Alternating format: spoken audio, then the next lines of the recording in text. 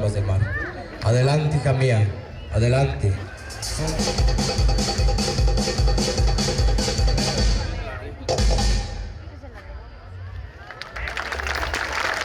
Oh hermosa, incomparable Salomé, tu cintura es flexible como la tierna palma que crece en las orillas del lago cuando la mece el céfiro por la mañana.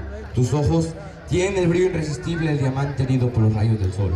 El genio de la gracia y del amor no puede formar una más bella que tú.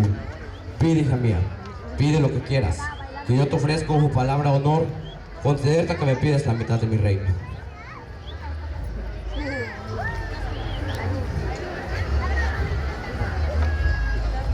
Ya has escuchado lo que me dijo tu esposo, mi señor.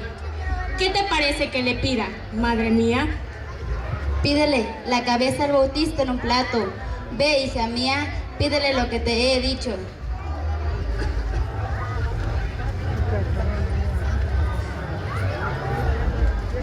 Vengo a reclamar el ofrecimiento que hace poco me has dicho, mi señor.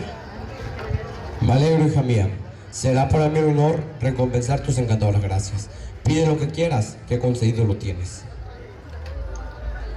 Pido pues, señor, la cabeza de Juan el Bautista puesta sobre un plato. Tengo tu palabra, señor, que es sagrada.